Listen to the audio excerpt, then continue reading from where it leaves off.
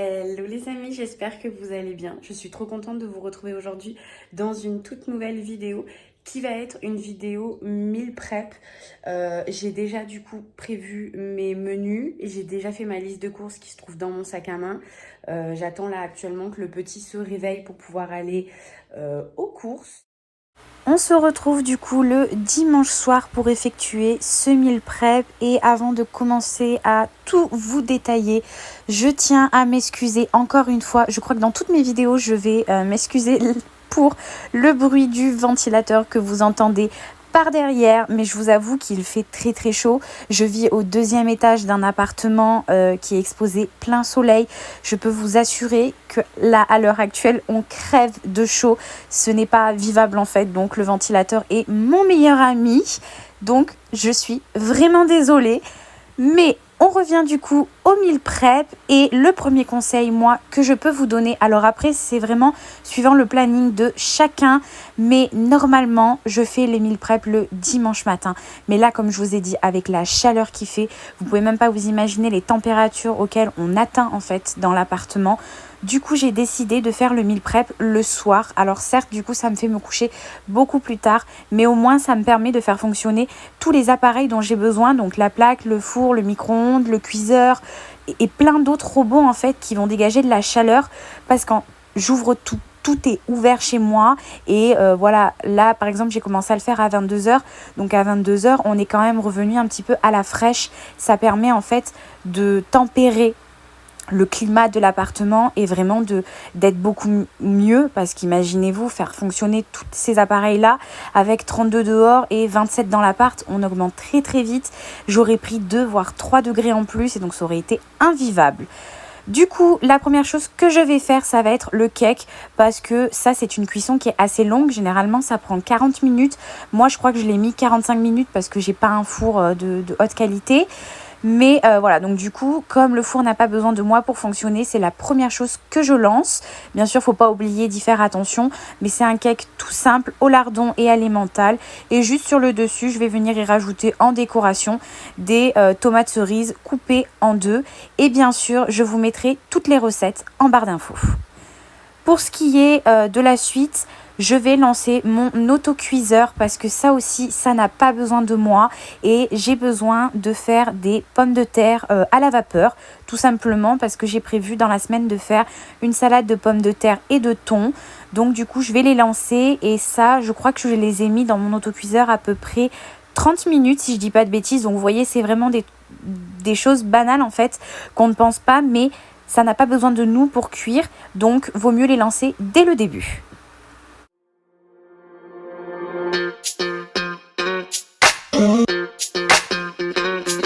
We're soaring up high, got no clue.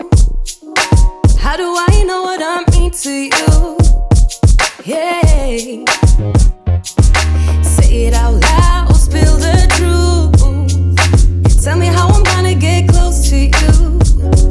Yeah. Deuxième conseil qui pour moi est vraiment très très important, c'est de toujours venir nettoyer au fur et à mesure et vraiment de ne jamais laisser tout s'entasser.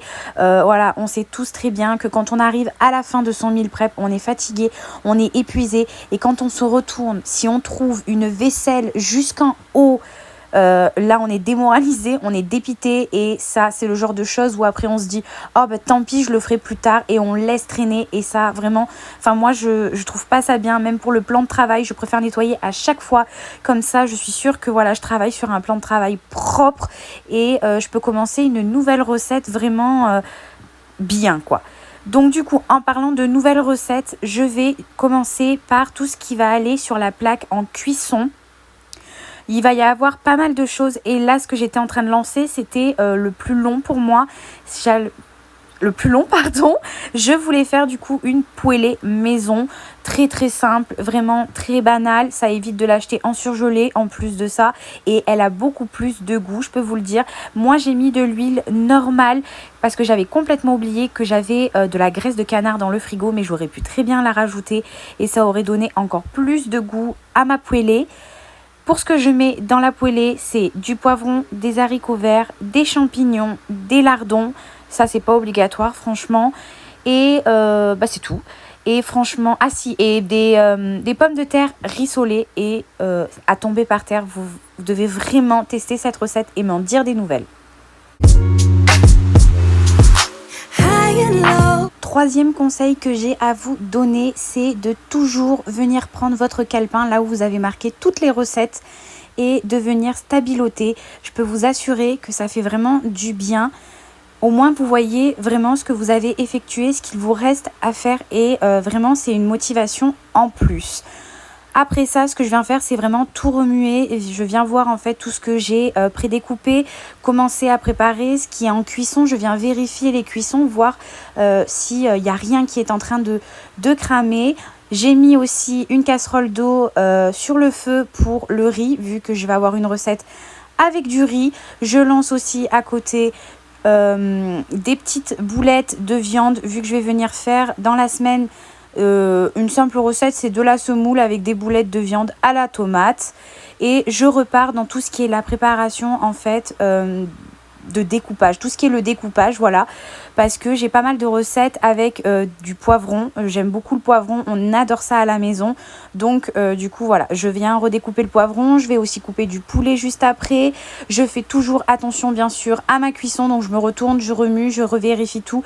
Voilà, c'est vraiment en fait trouver votre organisation. Si pour vous à mettre trop de choses sur le feu ça vous déstabilise, mettez-en moins, tant qu'à au pire faire votre meal prep sur plusieurs jours. Au début je sais que j'avais du mal, donc je faisais mon meal prep sur 2 jours. J'en faisais un peu le samedi matin et un peu le dimanche, et au fur et à mesure en fait on prend une habitude et ça devient vraiment quelque chose de beaucoup plus simple. Et après vous allez devenir vraiment les rois et les reines du meal prep et vous verrez que vous arriverez à tout faire en un temps chronométré.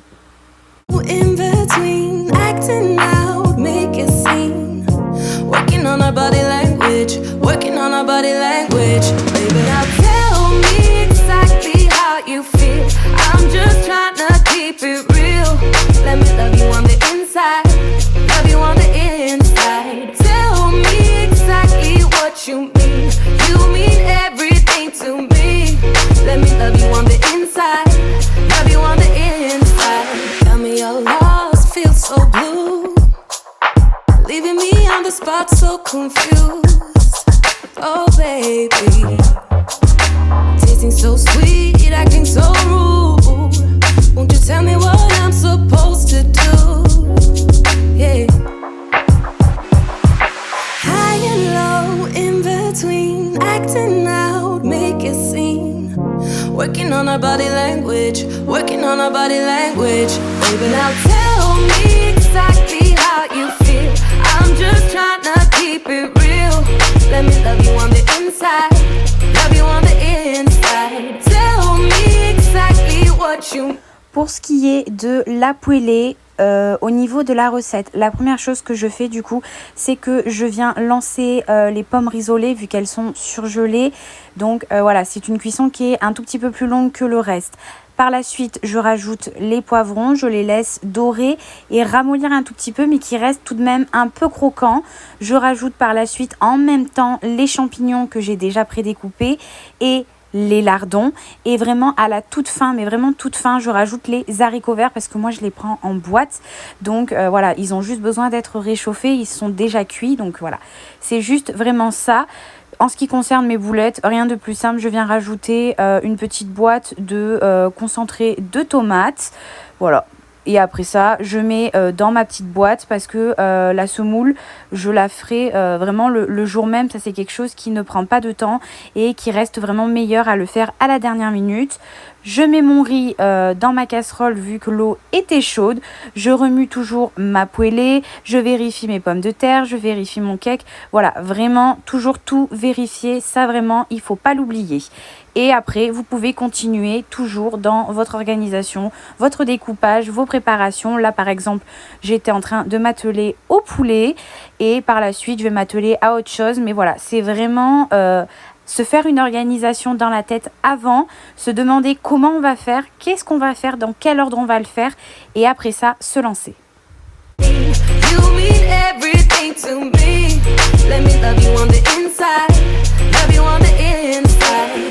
Une fois ma poêlée prête, je vais pouvoir la mettre dans une boîte de conservation pour après, par la suite, une fois qu'elle sera bien sûr refroidie, venir la mettre dans le frigo. Pour ce qui est des boîtes de conservation, il faut absolument que je vous en parle parce que j'ai vraiment trouvé, mais alors une pépite, c'est vraiment une pépite. Je n'ai jamais eu des boîtes de conservation en verre, elles ont toujours été en plastique en fait parce que c'était le prix le plus bas.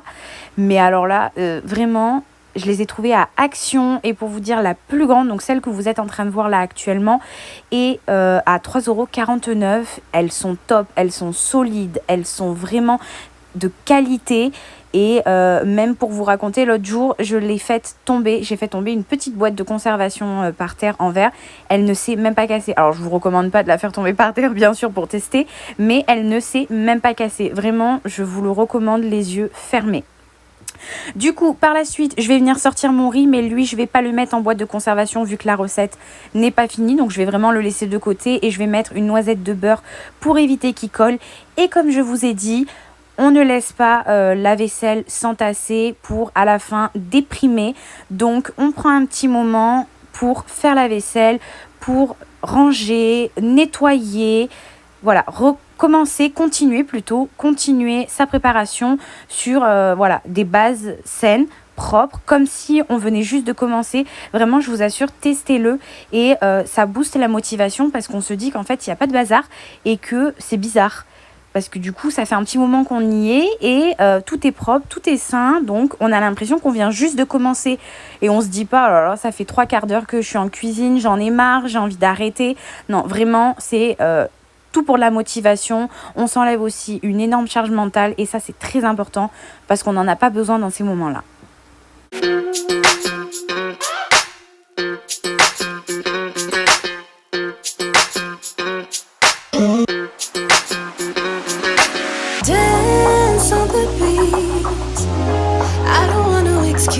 Je vais commencer du coup à préparer mes cookies parce qu'en regardant la cuisson de tout ce que j'avais mis en route, je m'étais rendu compte que mon cake était enfin cuit et d'ailleurs il était parfaitement cuit. Donc du coup j'étais trop contente. Je me suis dit que j'allais enfin commencer à préparer mes cookies aux flocons d'avoine et aux pépites de chocolat. Je crois que si je dis pas de bêtises, j'ai mis des pépites de chocolat parce que sans pépites de chocolat, je trouve que ça pas tant de goût que ça, donc j'aime bien en rajouter. Ou alors c'est pas des pépites mais c'est des petits crunchy, vous savez, c'est comme des pépites mais c'est carré et c'est aux 3 chocos. Vous trouvez ça généralement à Leclerc, je sais pas si vous pouvez le trouver ailleurs, mais comme moi je fais mes courses qu'à Leclerc, voilà.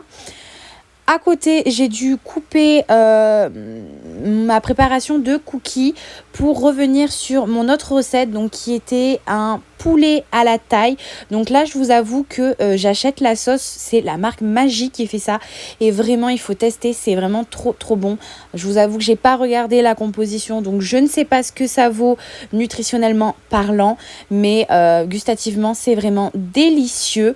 Donc je vais venir mettre ma petite sauce dessus. Vous avez toutes les indications de la recette, plus de la crème semi-épaisse, rajouter mes pâtes dedans, voilà. Et après ça, j'aurai plus qu'à le mettre dans une boîte de conservation et ma recette sera finie et je pourrai reprendre du coup par la suite ma préparation des cookies.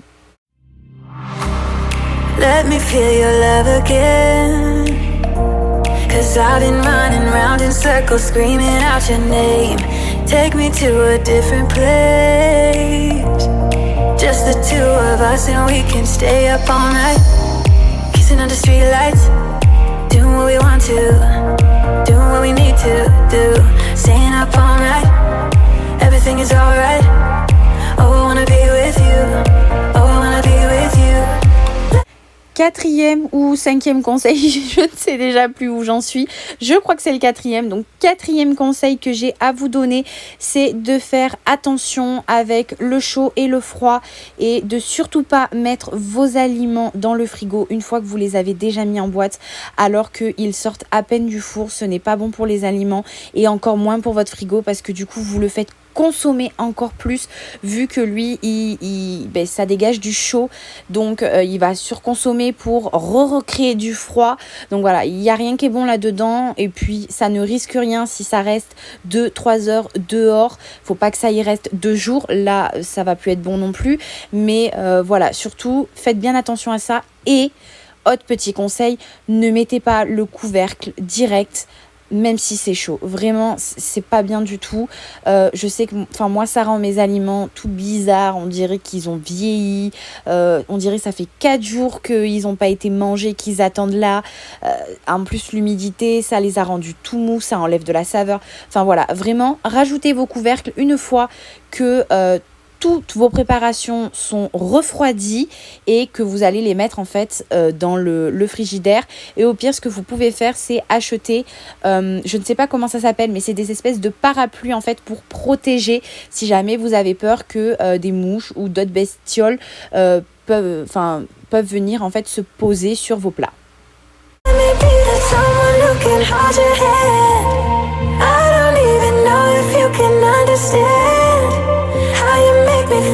Got you in my head. Oh, I wanna be with you. Oh, I wanna be with you. Let me be that someone who can hold your hand. I don't even know if you can understand how you make me feel. I got you in my head. Oh, I wanna be with you. Oh, I wanna be with you. Be with you.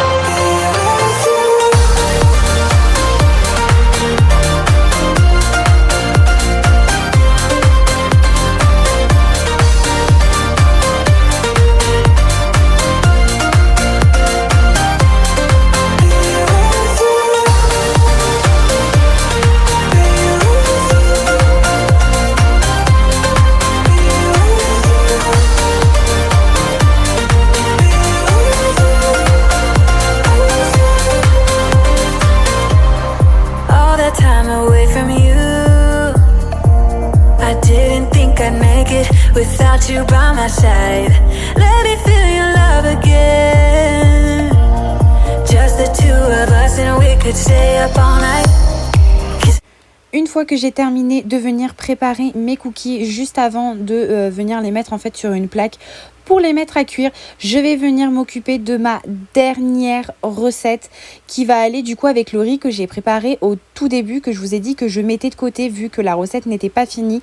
Ça va être un riz au poulet curry coco.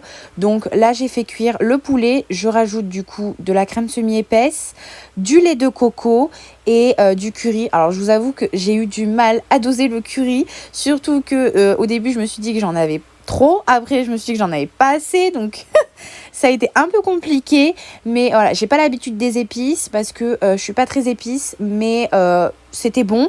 Il y en avait peut-être un chouïa de trop, mais voilà, après ça c'est chacun ses goûts et voilà, vous rajoutez à votre sauce comme vous savez que vous allez aimer.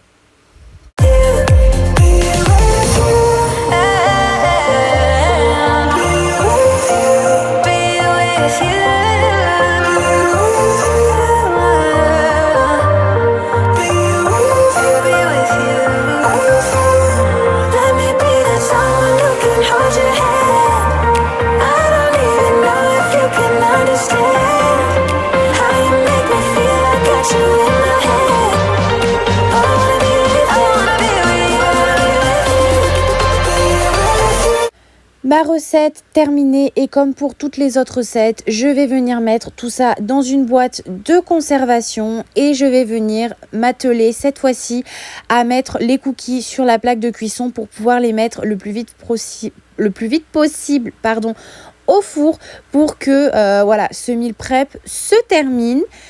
Pour ce qui est des cookies, j'ai fait 3 plaques de cuisson. Je pense que en totalité pour la recette, donc du coup vous la trouverez en barre d'infos. Je pense que ça fait au moins 10 fois que je vous le dis, mais je pense que vous avez compris.